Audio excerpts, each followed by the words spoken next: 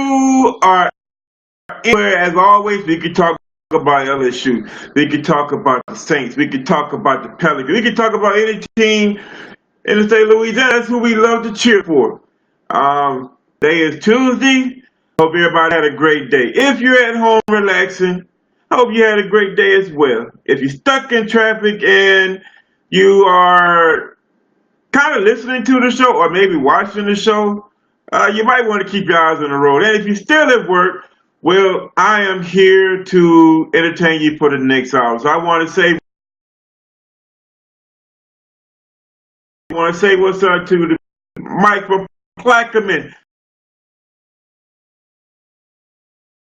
Dylan Turner. What's going on? Let's see. Pilot Man FSI. What's going on? What's going on, everybody?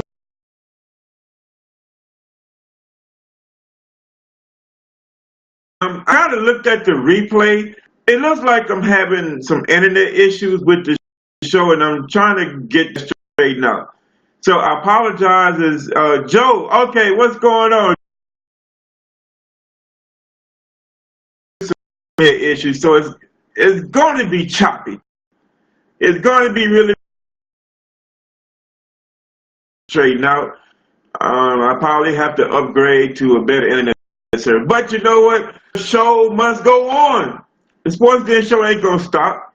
It might be a little choppy, but you know what? The show is gonna still go on. So I apologize to everybody for having kind of a rough thing, and having everybody experience the rough, choppy stream. I promise you, it's gonna get smoother. It's gonna get a whole lot better.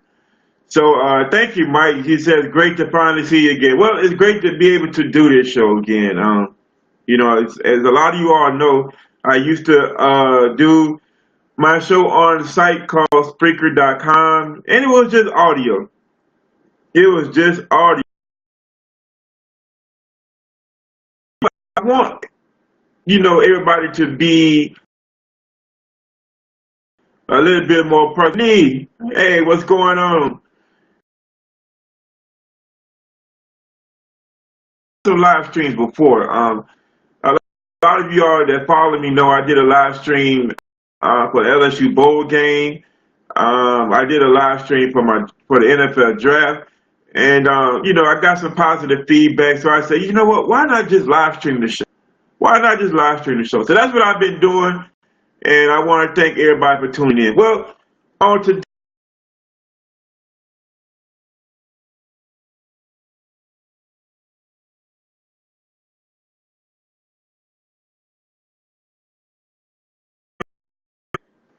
how they're going to impact each team in the NFL, which is going to be in the NFL, how they're going to impact each team. So let's go ahead and get started. By the way, if you all have not checked out the official Sports Den page on Facebook, go on Facebook, search Sports Den Live, and you will see the official Sports Den page of Facebook. And also, you will be able to get all kinds of good content about the Saints, LSU, Pelicans, things like that. It's a really great page, and I really appreciate all the administrators that's helping me when developing that page. So let's go ahead and start talking about the players. Now, as we know, we had pretty much we had about 8 players, I think, that was drafted by NFL teams. Three went into the first round, and the other ones kind of, went into the third and, rounds like that. So let's start off with the first player. The first player we're going to talk about is Jamal Adams. Now, he went 6-0. We're going to talk about Leonard Fournette. Excuse me, you can't forget Leonard Fournette. So the first player we're going to look at is Leonard Fournette. And he was drafted number 4 overall by the Jacksonville Jaguars. Now, when you look at the Jacksonville Jaguars, you got Chris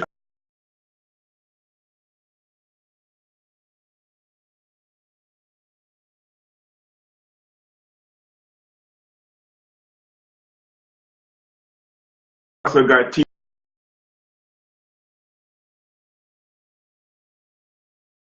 he's probably one of the more underrated quarterbacks in the NFL.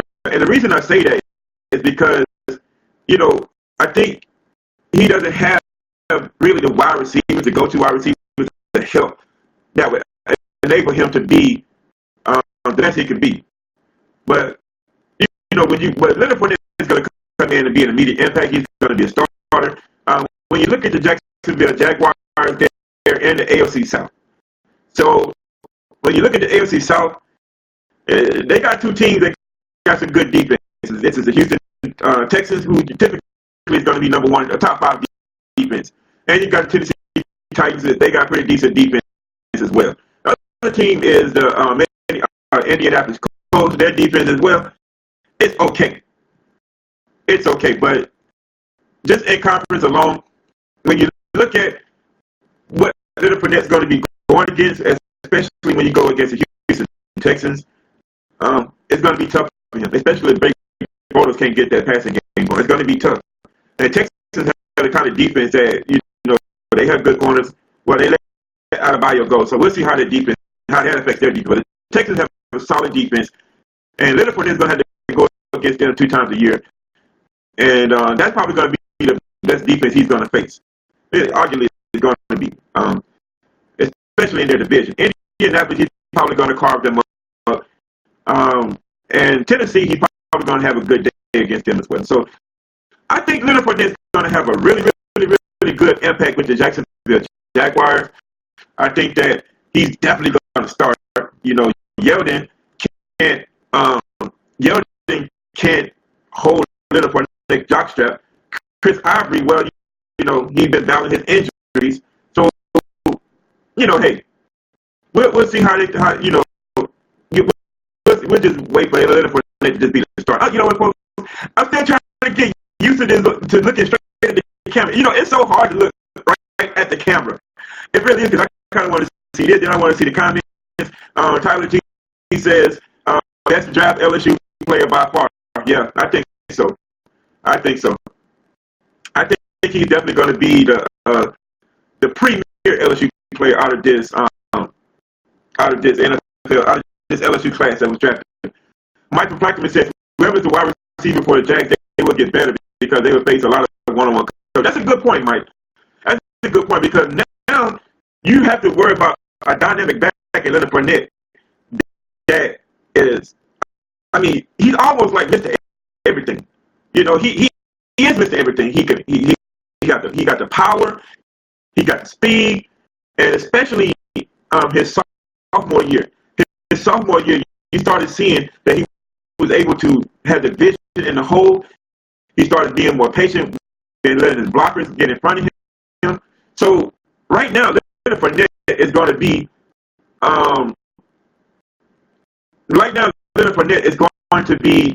the premier back in the NFL coming into the league. No doubt. He is definitely going to be a premier back in the league immediately his rookie year. And I think that it's going to be, Leonard Fournette is going to get 1,000 yards his first season.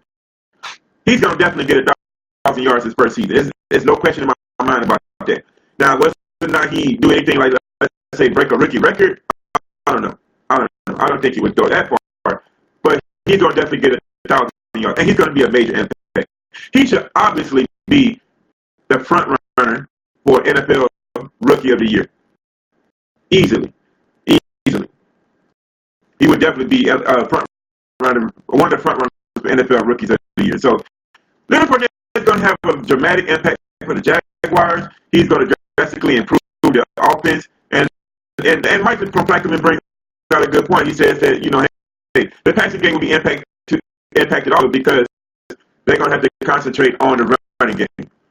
So let's move on to the next player. The next player is Jamal Adams. He was selected by the New York Jets, and he was a number 6 draft pick overall. Now, Jamal Adams is in a great situation. The Jets defense is pretty much not good. It's not good at all. Now, here's the thing about Jamal Adams. The division that he's in. He's going to be in the same division with the New England Patriots, the Miami Dolphins, the Buffalo Bills. Well, we all know what the Patriots can do. They can cheat, first of all. But second of all, they can throw the ball. So Jamal Adams will get tested early as far as coverage is concerned. And when he goes against the Pats, he's going to have to be playing coverage. When he's playing against the Dolphins, it's probably going to be the same thing. He's going to have to worry about Kenny Stills and Jarvis Landry. You know, that dynamic duo. It's just too bad that the Dolphins don't really have a premier quarterback. But Jamal Adams is going to probably, be playing a little bit in coverage when he plays against the Miami Dolphins. Now, against Buffalo, this is where it's going to be his forte. Pretty much Buffalo's offensive weapon is going to be LaShawn McCoy. That's pretty much going to be the only offensive weapon that Buffalo has. I'm not really sure who the starting quarterback going to be. I don't know if it's going to be E.J. Manuel. I don't know if it's going to be Tyrod Taylor. But neither one of them are a threat to throw the ball. To do what he does best is step up and come tackle. And now Michael Plackett said that he disagreed because of the guys they have up front. Jets can get after their pass rusher. I mean, they do got some good pass rusher. Don't get me wrong. They got some good pass rusher, but I'm going by total defensive stats, what they did last year. Now, a lot of those stats was probably influenced because of the Patriots and some of the teams they got in the division. Pretty good offensive teams. But, when you're, 15 or below 15, you're not really all that great of a defense per se. Yeah, they got some good pass rush, but Jamal Adams would have to definitely step up his game as far as being able to drop down the zone, probably step up and help with coverage. Maybe he might have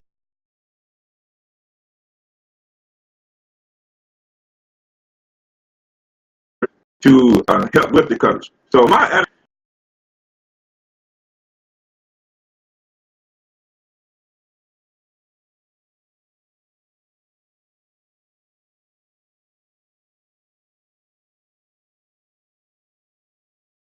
start at safety pin.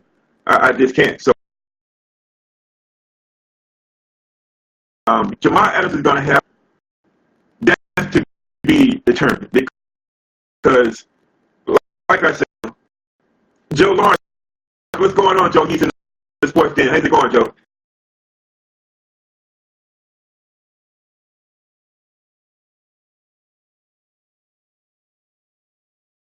And like I was saying, how the doggone feed, like when I was, scratching my nose.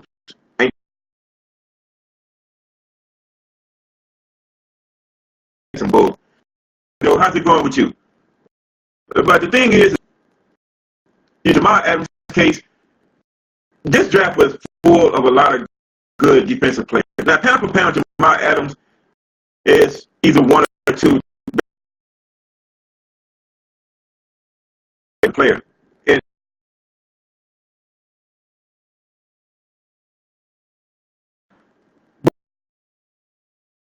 especially later on in the draft, they also had some pretty good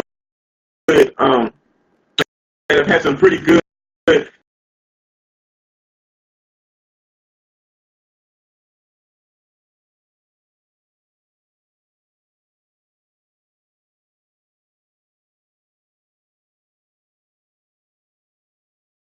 around him. And Michael played a whole lot in coverage because when you got a good pass rush, then that means that you're not so pressed in the back to keep up with receivers.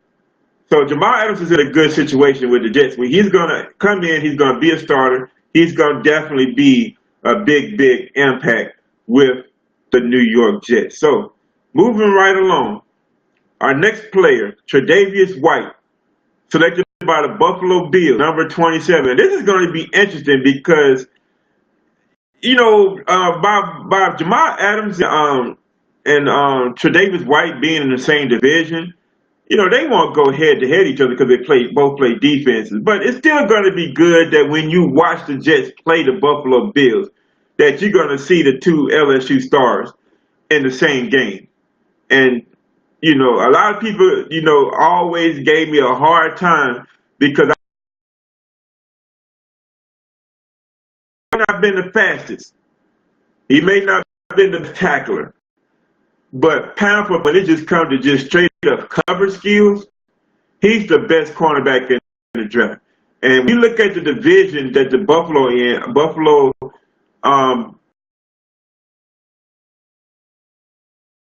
Miami, he's gonna go up against Brandon. I forget the other wide receiver's name that played with the Patriots, and he's going to go up against Andrew Luck. Oh no, God, no! I'm about to be really. I'm about to be okay. Yeah, the Dolphins. The Dolphins. Yes, he's going to have to go up against the Jets. Sorry about that, y'all. So those are three good. Tried to go against two good passing teams. Of course, the New England Patriots. He's going to have to go up against Brandon Cooks. He's probably going to line up against Alderman as well. And when it comes to the Miami Dolphins, he's going to line up against Jarvis Landry or Kenny Stills, one of the two. And those are good running. Those are definitely good wide receivers. And when he goes up against the New York Jets, well, I don't know who he's going to go with. That's probably going to be his week off because the Jets probably, they don't really have. I don't think they have Marshall anymore. If they do have Marshall, so that would be a pretty good matchup for Tre'Davious White. But it's going to be interesting to see Tre'Davious White. Just in his division alone, he goes up against some pretty good wide receivers. He's going to get tested. Now, of course he knows Jarvis Landry. He used to probably go up against Jarvis Landry all the time in practice. And, so there's a matchup that's probably going to be even. They know each other. When you look at when he's going against Brandon Cooks, of course, Brandon Cooks is one of the fastest receivers in the NFL.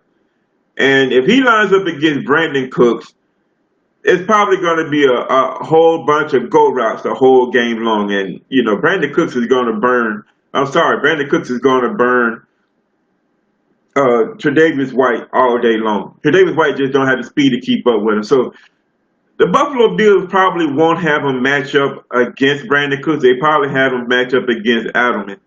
And I think that's more of a favorable matchup. Even though Alderman is very quick off his cuts, I think Tre'Davious White is more equipped to guard Alderman than Brandon Cooks.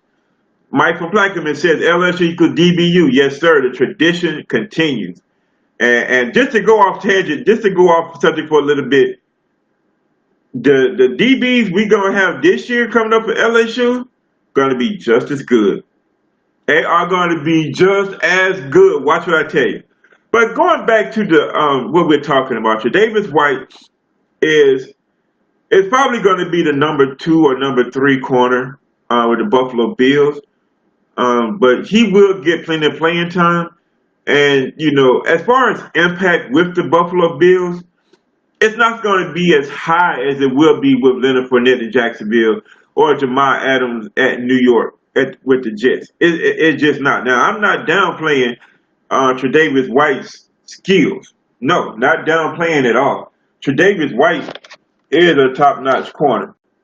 He's definitely a top-notch corner. I'm not downplaying his skills, but when you look at the receiver that he's going to go against twice a year, it's going to be hard. But I got good faith that Tre'Davious White is going to hold his own. And, all-season training, and he's going to have the hard work ethic. I think that Tre'Davious White will be just fine. So his impact with the Buffalo Bills is going to be a high medium. A high medium. That's how I'm going to rank. Leonard Fournette is going to be very high impact. Jamal Adams is going to be very high impact. Tre'Davious White, medium high. He's going to make some plays.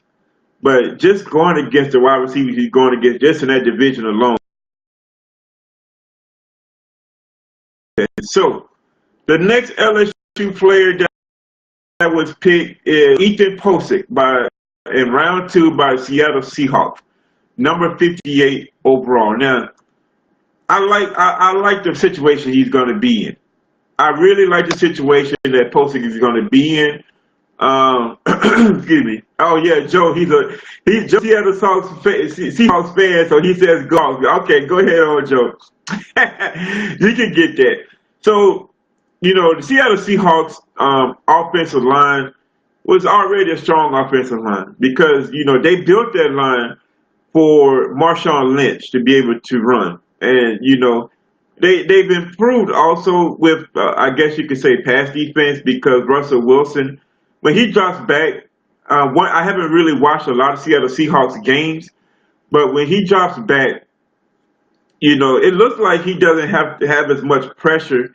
He didn't have as much pressure last year, and as he did in previous. Now Joe is correcting me, and since he's a Seattle Seahawks fan and he probably watches every one of the games, I'll be glad to take this correction. He says offensive line is terrible, need Posey's help. Okay, well if Joe, who is a fan of Seattle, knows, and I know he watches a lot of Seattle Seahawks games, I'll take his word for it. I'll take his word for it. So when we look at the division that Seattle is in, and Posick is going to have, look at the defensive line Posick is going to have to go up against. He's going to have to go up against San Francisco defensive line, Seattle, Los Angeles Rams defensive line, and Arizona Cardinals defensive line. Now, the defensive line for San Francisco, if this was 3 or 4 years ago, I'd have been like, he's in trouble. But San Francisco defensive line has gotten a little bit softer. The defense for San Francisco has gotten a little bit softer over the last so many years or so. So Ethan Posick against the San Francisco defensive line, he can probably maintain. He will probably maintain going against Bowman and those guys. It's going to be tough. It's going to be tough. But Posick is strong. Big guy. Very strong. He has a little bit nimble. He has a little bit of nimbleness to him, a little bit of quickness to him. But playing the center position, he's not going to be pulling a lot. He's basically going to be, just right there at that position.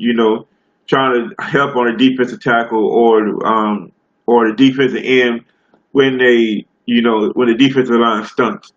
So San Francisco. Los Angeles Rams is going to be interesting. The Rams have a good defense. Their defensive line is actually pretty good. I think Ethan Posick will be able to hold his own against them. Yeah, yeah, exactly. Yeah. So okay, I kind of switched from the screen, so we can go back. Joe says Russell was the most pressured quarterback in the league. If he didn't have his feet, he'd be a bust. Yeah, I agree. That is true, and really, when you think about it, even the Saints got to Russell Wilson a lot. Even the Saints was making. That kind of speaks for the Seattle Seahawks offensive line. In a rebuilding situation, yes, they are definitely in a rebuilding situation. This is the San Francisco 49ers defense for 3 or 4 years ago. This team is definitely rebuilding. And then Joe says the only line that would be tough for him is the Rams. They always play us extremely tough. Yeah, I was just saying the same thing. The Rams defensive line is going to be pretty good. And, he. Now, the other line in the NFC is going to be Arizona. Now, Arizona typically has a pretty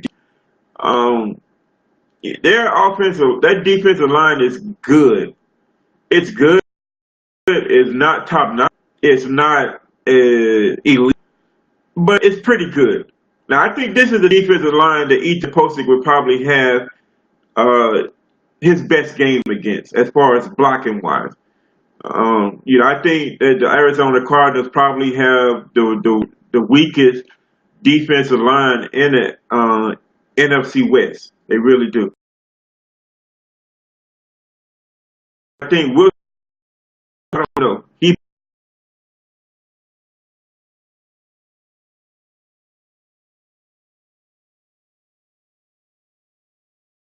probably will. Whether Ethan Posick has a good chance to start. But if he does start, then he's gonna have he's gonna be how can I put this? His impact on the Seahawks is going to be high because, like Joe says, and the Seahawks offensive line is pretty bad. And since he mentioned that, when he mentioned that in a couple of comments earlier, it did kind of remind me of when the Saints played against the Seahawks, and the Saints was kind of getting in that backfield.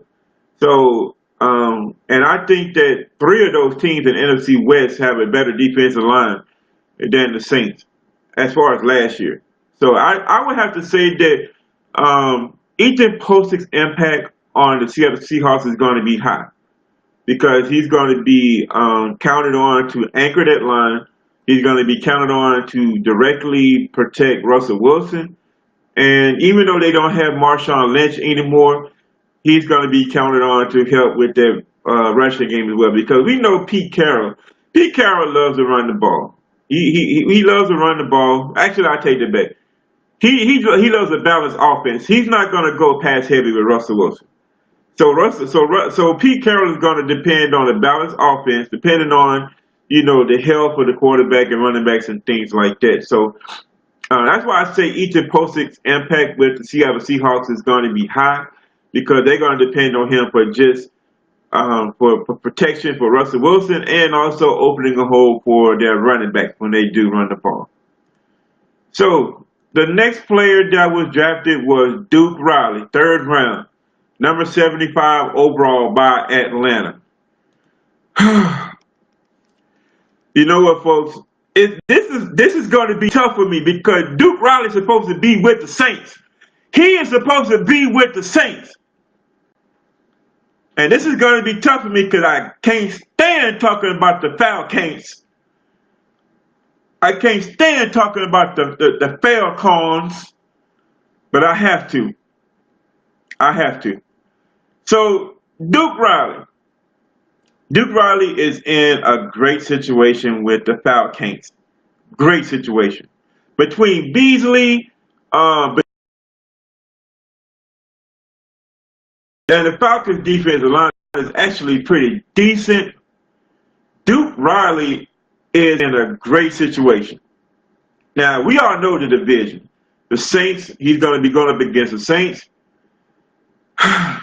He won't have much of an impact against the Saints because of the simple fact that, Sean Payton is one of the best offensive minds in football. And I just don't think he's going to have much of an impact. He'll probably have roughly around 6 tackles, 7 tackles when he plays against the Saints. Well, first of all, let me rewind this. Duke Riley will start in Atlanta. He will start alongside Beasley.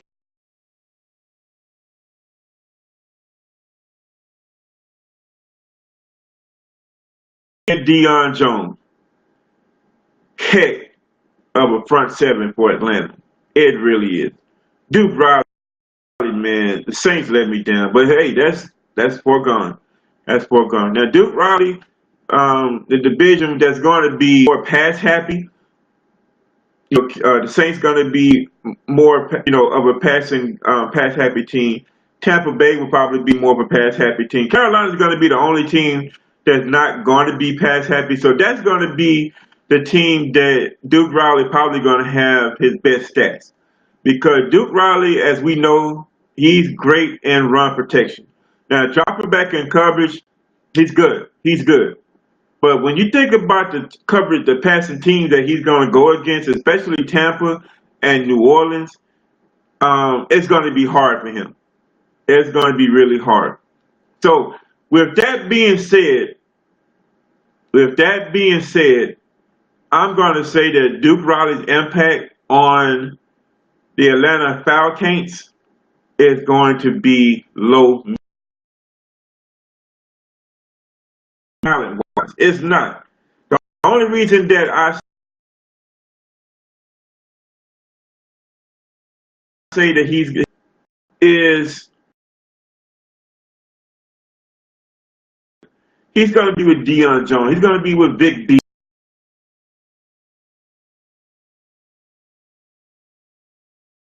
easily. You know, he is automatically going to be talented already as it is, and so his impact in Atlanta is going to be low medium, just for that fact alone. That Tampa, I mean Atlanta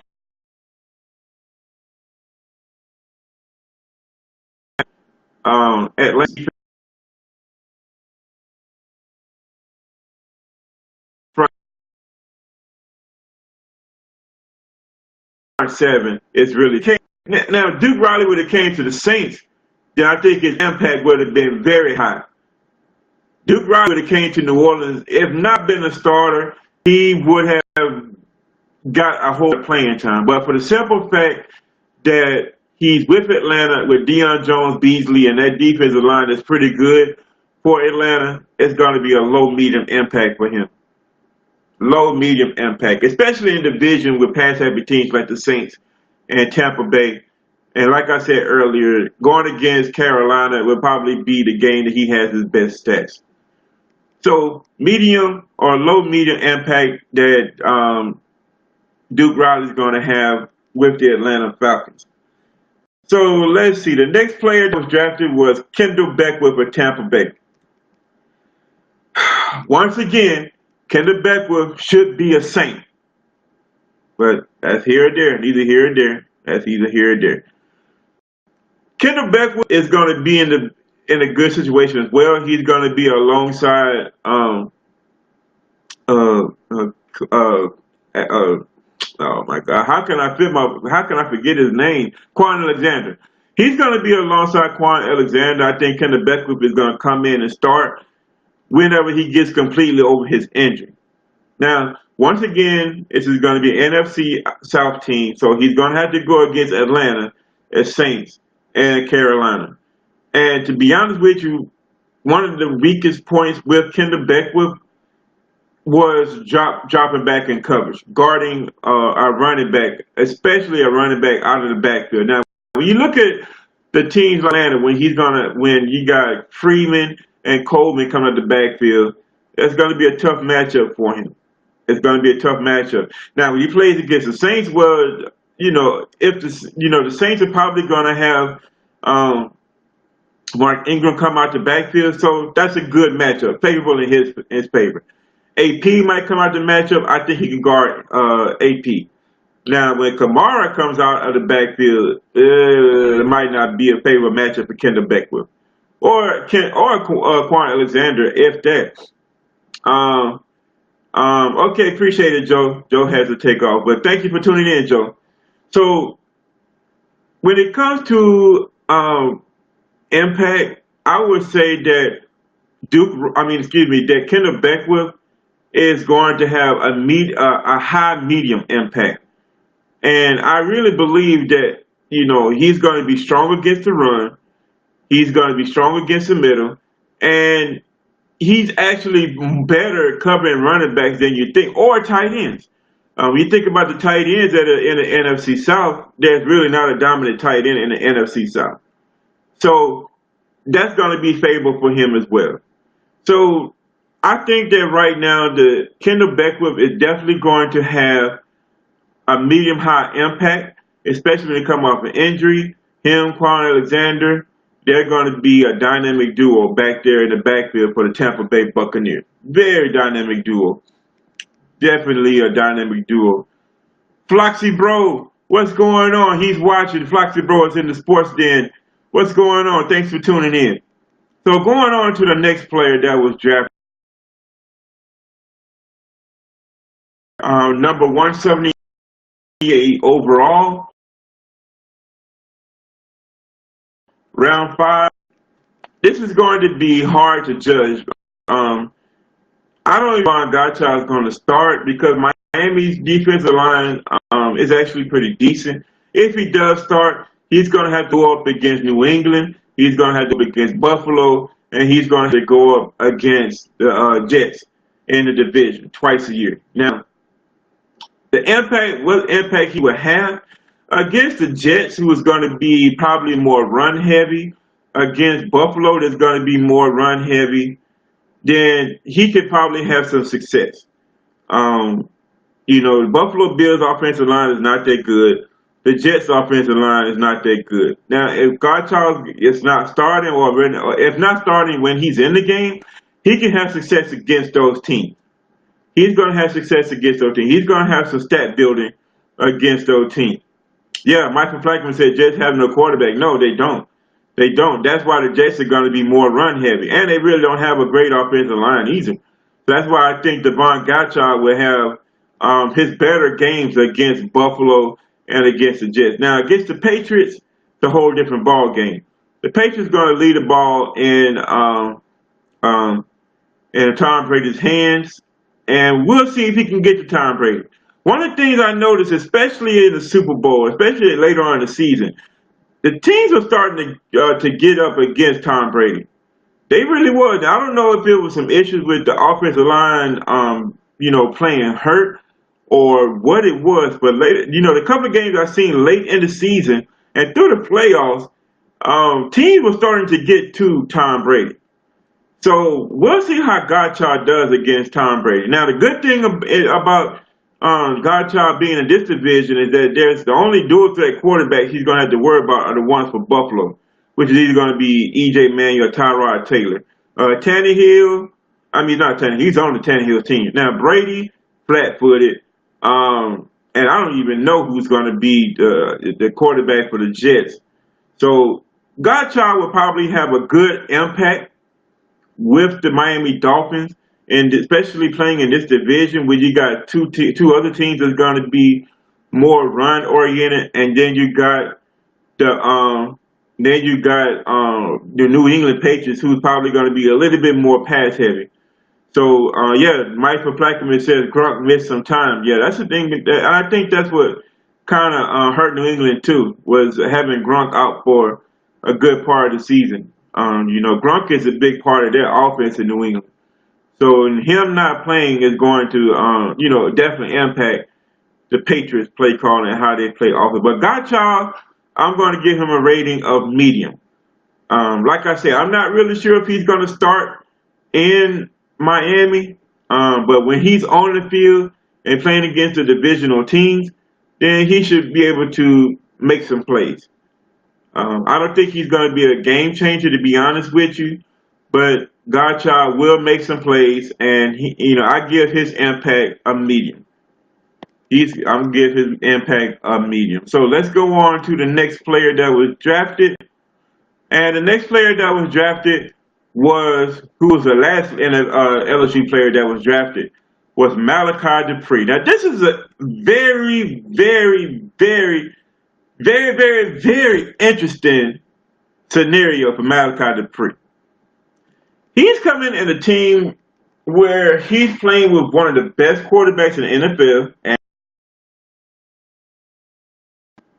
and I can easily see Malachi Dupree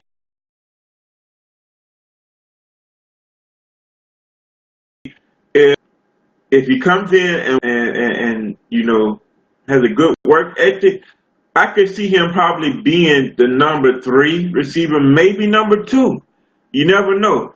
But when you're playing with Aaron Rodgers, you can't help but be in a great scenario. Dustin Skinner, what's going on, Dustin? He says, I wish he would have stayed one more year. I think so too.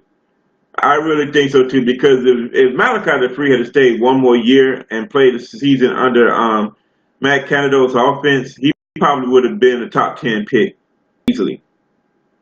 But he made a decision that he felt like was best for him and his family. But I'm gonna put it to you like this: Malachi Dupree is going to have a high impact for the Green Bay Packers, even though he's pretty much a 7th round pick. He's gonna have high impact. You got Aaron Rodgers. The pressure of corners, scheming against Malachi Dupree. So he's going to have a high impact. Look for him to have some good stats. Watch what I tell you. Look for him to have some good stats. And when you look at the division that Green Bay is in, of course they're in a division with Minnesota They're in the division with Chicago, and they're in the division with Detroit. And that's going to add even more value to Malachi Dupree because, first of all, either one of those teams really have a good secondary. The best secondary in that division will probably be the Chicago. Detroit secondary is actually pretty decent, but if Malachi Dupree is a number 3 receiver and he line up in the slot, neither one of those teams has 3 good corners. And that's just going to open up the door for Malachi Dupree to have good stats. That's just going to open up the door all the way for Malachi Dupree to have good stats. And see, here's the thing. Here's the thing about Malachi Dupree. I'm going to call it right now. I'm going to compare Malachi Dupree situation with an ex-Saint situation, Marcus Colston. Marcus Colston, yes, he was drafted in the 7th round, but look at the situation he came in. He came into a Sean Payton offense with Drew Brees and Devery Henderson and, Marcus Colston, even though he was a 7th round draft pick, came into a great situation. Same thing with Malachi Dupree. Malachi Dupree came 7th round, and he came in with the Green Bay Packers, and you got one of the best quarterbacks in the league that's going to get you the ball in a division that's not going to have a great secondary. Look out. That's all I can say. Look out. Now, Malachi Dupree will probably be the number 3. He might work his way up to the number 2 receiver. We'll see. We'll see. But I'm pretty sure he will be the number 3 receiver in Green Bay. And that means he's going to play a lot of slot. And if you remember when he played last season, when he played at LSU, when Malachi Dupree played in the slot, that's when he had some of his best, moments. When he played in the slot at LSU. And he's going to be in the same situation.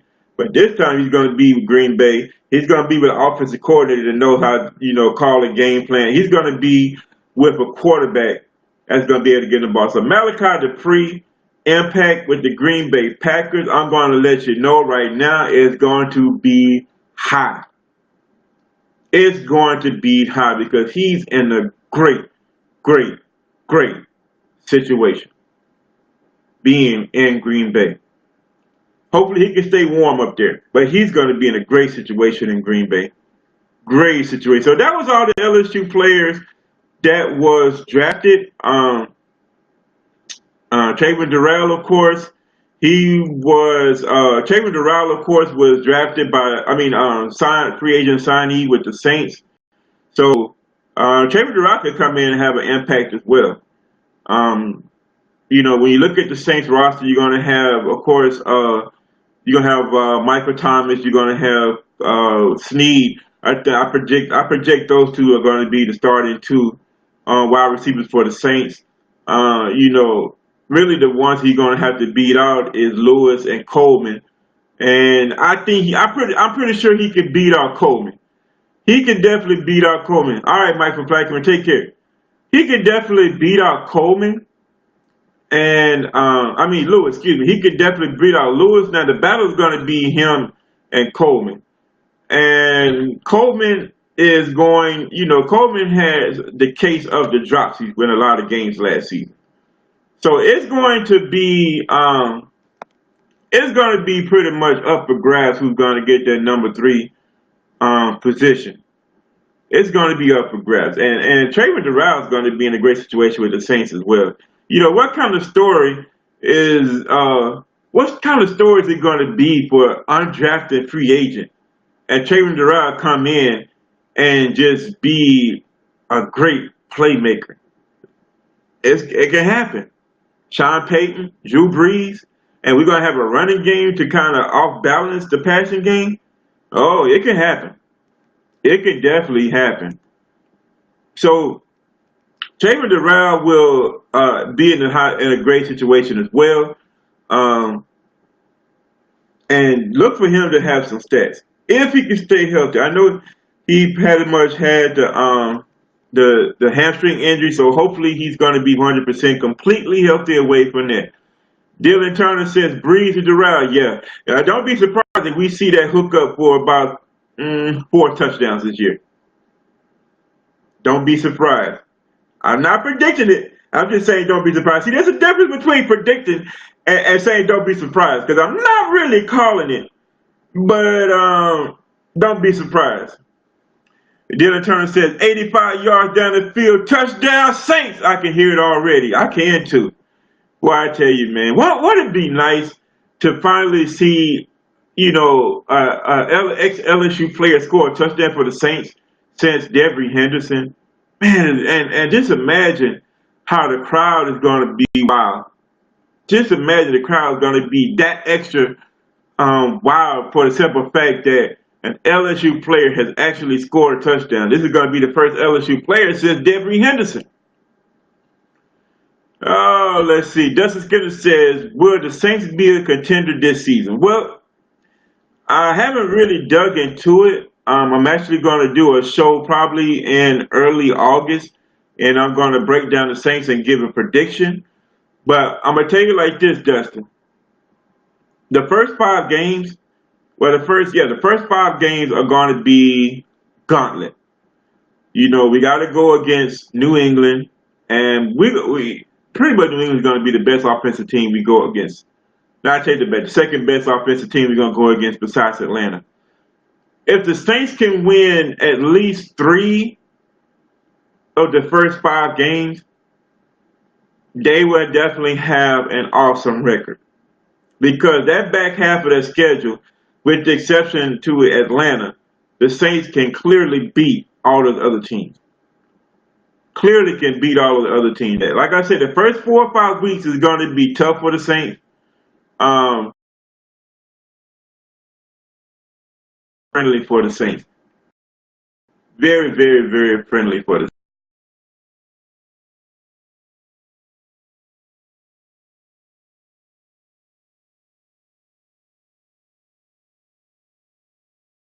Right now, I feel a contender is going to be, but I think that, the Saints definitely have a good shot of making the playoffs. They definitely do. So that's my breakdown of all the LSU players that, came out this season that was drafted, and also Trayvon Doral, who signed a free agent contract with the New Orleans Saints. And I'm going to tell you something, folks.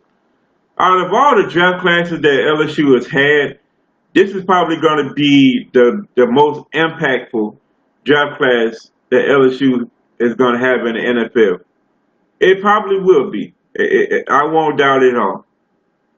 Because I know back in 2000, I think it was 2007, 2008, the draft class that had Jamarcus Russell, Dwayne Bowe, LaRon Landry, and Craig Buster Davis. All of them were first round draft picks. And, of course, we know Jamarcus didn't really fare well in Oakland. And Craig Buster Davis didn't really fare well in his career. Early Doucette wasn't really much of an impact when he came out. I think Early Doucette came that next year now, I'm thinking about it. But when I look at the players that were drafted, the LSU players that was drafted, this might be the draft class that's going to have the biggest impact in the NFL for LSU. Biggest impact. I'm talking about overall class, not individual, but as far as an overall class, this might be the most impactful LSU class that's ever been drafted into the NFL. So we'll see. We got a couple more months to go. So I'm excited for football. We still got a little ways to go, but it's just going to be fun watching the rookie camps and seeing, how our players are. Hopefully, all of them can stay injury free. That's what we want. Injury. Oh, I apologize for the choppy stream. Um, I got to figure out how to make the stream better so that it won't be so choppy and interrupted and stuff like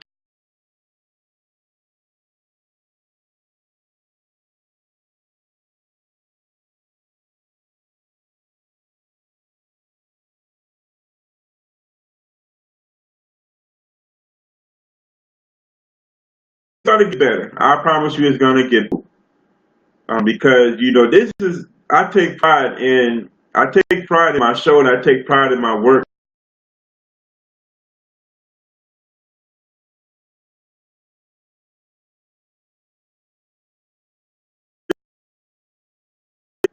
You know, my work on it, keep working on it, so that this live stream can be a whole lot smoother.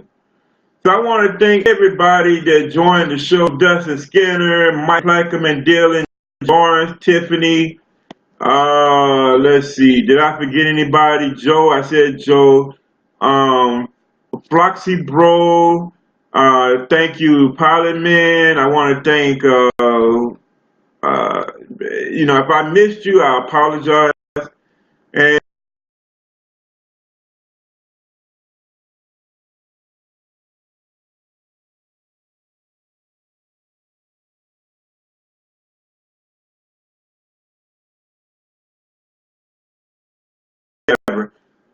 so I want to take this out to say thank you for everybody that's working with me on the Sports Den Facebook page. Please go and search the Sports Den page, like it. Special thanks to Dustin Skin. Of course, he runs the group College Football Savage. It's a great group. You like talking trash? Go to that group. Joe Lawrence has a great group that's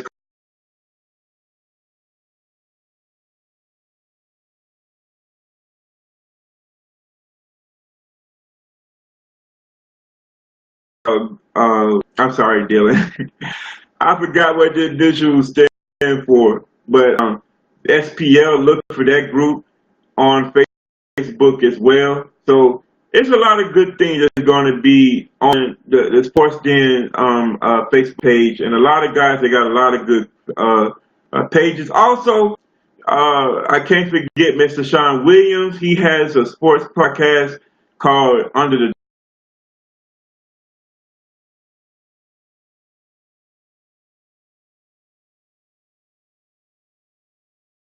It's actually going rough to yes, Saints Pelicans LSU. Sorry, Dylan. SPL Pelicans LSU. Look for Greg Jordan and everybody. So thank you once again for listening to the show. Looking forward to seeing our LSU players make plays in the NFL, and the tradition is going to continue. LSU is NFL. LSU is NFLU. That's going to be the tradition we're going to keep saying here at LSU. Because, hey, they put out so many players.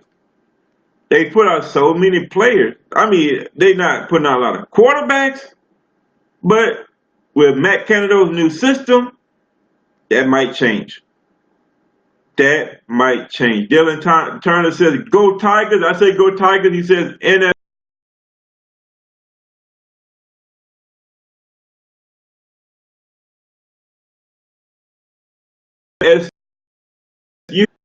I agree with you. I want to say thank you everybody for listening to the show. Please don't forget, the show is every Monday, Tuesday, Thursday, and Friday, 5:30 p.m. Central Time. So we'll see you again Thursday evening, and we're going to have another discussion about teams that or all the teams. You never know with me. I might talk about all the teams. So we're going to have another discussion. We're going to talk about the teams we love to cheer for. And as always, we're going to go out on this. Let's see here. Why is it mine? Okay, I don't know what happened.